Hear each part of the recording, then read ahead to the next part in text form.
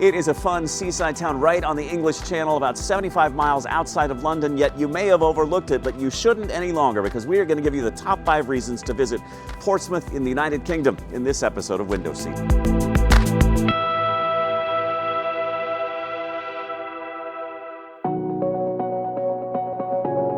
Portsmouth, UK is a city steeped in history with something interesting around every single corner. It's the home of the Royal Navy. It has a long-standing naval tradition, home to the oldest dry dock in the world that's still in use today. Lots of historic ships here, including the HMS Victory, Lord Nelson's flagship at the Battle of Trafalgar, and the Mary Rose, Henry VIII's warship that sank back in 1545 and was raised in 1982. But enough about the history. Let's talk about what there is to do here and now, and let's count them down. And we're going to count down the top 5 reasons you should come to Portsmouth, United Kingdom. We're going to start right here on the pier. We're talking Clarence Pier. It's a fun Jersey Shore style carnival atmosphere, and if you like summertime fun, you're going to love this place.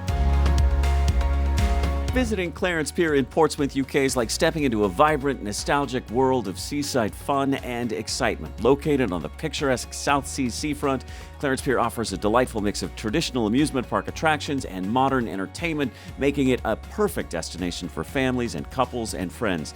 Now, as you arrive, the first thing you'll notice is the lively atmosphere with the sound of laughter, cheerful music, and the occasional scream from thrill seekers on the rides filling the air. That is, if the rides are actually in operation when you come. They weren't when I came, but you get the idea. The colorful array of amusement rides and arcades greets you with the iconic pirate ship and the towering Skyways roller coaster drawing your attention. For those seeking a bit of an adrenaline rush, these rides offer heart-pounding excitement and a fantastic view of the surrounding area out here. The pier's retro charm is evident in its classic attractions like the Dodge Gems, carousel, and traditional slot machines in the arcade. The smell of freshly made donuts, candy floss, and fish and chips wafting through the air, inviting you to indulge in some quintessential British seaside treats. The bright lights of the arcade games beckon, and you might find yourself trying your hand at the claw machines or testing your luck on the coin pushers inside. Walking along the pier, you'll notice stunning views of the incoming ferry boats and the bustling Portsmouth Harbor. On a clear day, you can see the historic Spinnaker Tower off in the distance there. We'll give you more information on that in a bit, but it adds a touch of modernity to the classic seaside scene here. The fresh sea breeze and the sound of waves crashing against the shore provide a refreshing contrast to the excitement of the amusement park. For those who prefer a more relaxed experience, Clarence Pier also offers leisurely activities like mini golf and a children's play area, and the nearby South Parade Pier and the beautiful South Sea Common provide additional spaces for picnics and quiet walks along the waterfront. In the summer months, Clarence Pier becomes even more vibrant with various events and shows, making it a lively hub of activity. Whether you're riding the thrilling attractions, enjoying the arcade games, or simply taking in the beautiful coastal scenery, a visit to Clarence Pier is a delightful experience that captures the essence of British seaside fun. So there you have it, Clarence Pier, one of the places you should check out when you come to Portsmouth in the United Kingdom. Another place you should check out is steeped in history. We're talking about D-Day history, the D-Day story here in Portsmouth. Visiting the D-Day Museum in Portsmouth is an immersive, poignant experience that takes you back to the most significant event of World War II. It's located in Southsea, and it offers a comprehensive, engaging look at the D-Day landings of June 6, 1944, through a variety of exhibits, personal stories, and interactive displays. Now, as you enter the museum, you're immediately struck by the solemn yet heroic atmosphere that permeates this space. The design and layout of the museum guides you through a chronological journey of the D-Day operation, starting with the meticulous planning and preparation stages. Large, informative panels provide detailed context about the political and military strategies involved, and they set the scene for the monumental task ahead. And throughout the museum, you'll find a variety of artifacts and personal belongings that bring the human aspect of the story to life, including uniforms, weapons, maps, letters from soldiers. They offer a tangible connection to the individuals who played a part in the D-Day operations. Interactive displays and multimedia presentations enhance the experience, allowing you to engage with the history in a more hands-on way.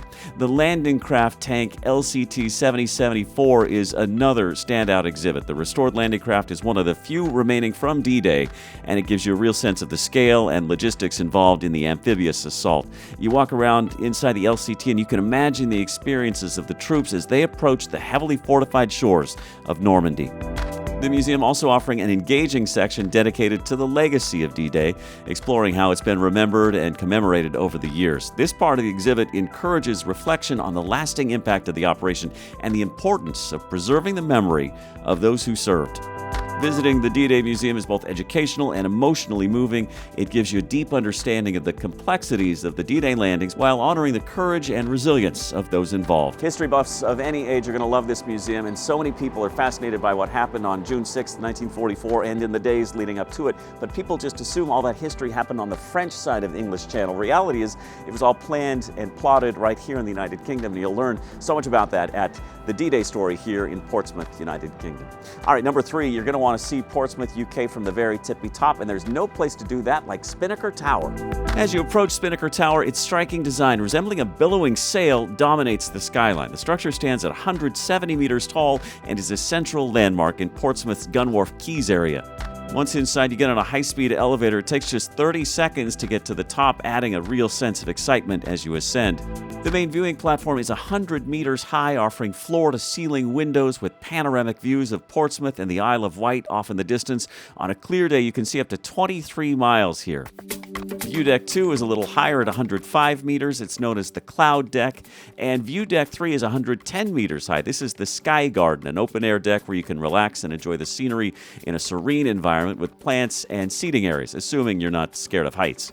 There's the Cafe in the Clouds. After you take in the views, you can visit the cafe. It's on Deck 2, and here you can enjoy refreshments while gazing out over the stunning landscape, making it a perfect spot for a break. And then once you descend from the tower, you'll find yourself in Gunwharf Quays. It's a bustling shopping complex with more than 90 outlet stores, with brands from high-end designers to popular street names, offering a mix of fashion, accessories, homeware, and all of it at discount prices. It's a pedestrian-friendly layout, wide boulevards, open spaces, a real pleasant shopping experience, and there's a diverse array of restaurants, cafes, and bars, all catering to different tastes and budgets as well. There's also a cinema, bowling alley, frequent live events and music, seasonal markets. You're going to love it down here. A visit to Spinnaker Tower and the surrounding Gunwharf Quays area better be on your list. It's such an odd attraction, a huge modern building shaped like a sail in a town that's steeped with old architecture. Kind of stands out a little bit. Kind of reminds you of something that you'd see in Dubai. But here it is, and it's very cool, and you're going to want to check it out when you come to Portsmouth, UK. Sorry about the bouncy camera. It's a little windy out here. You're going to get that in any seaside town, of course, and certainly here in the UK. But there's a good way to escape the wind and the weather, and that's by going inside a good old-fashioned English pub, and there's no shortage of those here in this town, but there's one in particular you should check out. So the Still and West Pub is a historic pub with a rich heritage and unique charm that makes it a beloved landmark in this city. It's nestled in Old Portsmouth. It's right on the waterfront, and it offers patrons a perfect blend of traditional English pub atmosphere and stunning views over the bustling harbor. And talk about history here. It's been a fixture in Portsmouth since the 18th century. In fact, its origins date back to at least the year 1771, when it was the first established to serve the local community, including sailors and dock workers from the nearby port. It's more than just a place to drink. It's been a social hub for the community for years and years. During the height of naval prominence here, it was a popular spot for sailors and officers from the Royal Navy to relax and socialize. In recent years, it's been carefully renovated, as we said, to preserve the historical features while offering some modern amenities too. It's been updated inside. It's cozy. There are fireplaces. It's just a really nice place to sit down, have some fish and chips, and of course, a pint of beer. Okay, so there you have it. Who doesn't love a good old-fashioned English pub? And as we said, there's a great one right here in Portsmouth, United Kingdom. Now, the fifth thing on our list is a little bit of a cheat because it's not actually here in Portsmouth, but you hitch a ride in Portsmouth and you get on a ferry and you go to the very renowned Isle of Wight. Taking the ferry from Portsmouth to the Isle of Wight is a delightful scenic journey that gives you a glimpse into the beauty of the area and shows you one of England's most picturesque islands. Here's what you can expect. The Portsmouth Harbor is bustling with activity. There's lots of atmosphere there. The sight of lots of vessels from small sailboats to large naval ships await as you board the ferry. You're greeted with modern amenities and comfortable seating areas, and depending on the ferry service you choose, whether it's White Link, Hover Travel, or Red Funnel, you might find different levels of facilities and services, but most offer spacious lounges, cafes, and outdoor decks where you can take in the sea air. And once the ferry departs, you're going to get stunning views of Portsmouth's skyline, including the Spinnaker Tower and the historic dockyards, of course, and then the Isle of Wight will come into view. Typically, the journey takes about 45 minutes to an hour, so it gives you lots of time to relax and enjoy the ride. As we said, you can get coffee or a snack from the onboard cafe, or read a book, or just gaze out the window.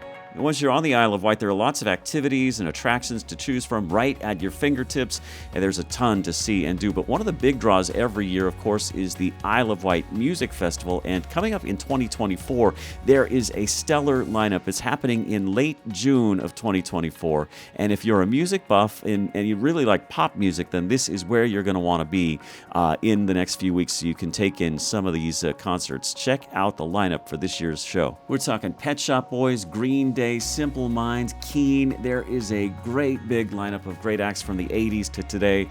You're going to want to get to Isle of Wight to check out these shows. Isle of Wight, and if you can time it just perfectly, you'll get to see that awesome music festival they have every summer right here just off the coast of Portsmouth in the UK. So it's definitely one of the places you're going to want to visit if you make your way to this part of the United Kingdom. So there you have it, top 5 things to see and do in Portsmouth, UK. That's it for this episode of Window Seat. I'm Jeremy Hubbard. Hope you enjoyed it. If you'd like and share, we'd sure appreciate it so we can spread the word as we travel to every country in the world. I'm at 73 right now. Sean's around 77. We got a lot of work to do, but we're getting there, and we appreciate the support. Also hit subscribe if you don't mind so we can share the word even further. We're back with a brand new episode next Friday morning at 8 a.m. Eastern. In the meantime, here's another episode that we hope you'll enjoy from Window Seat.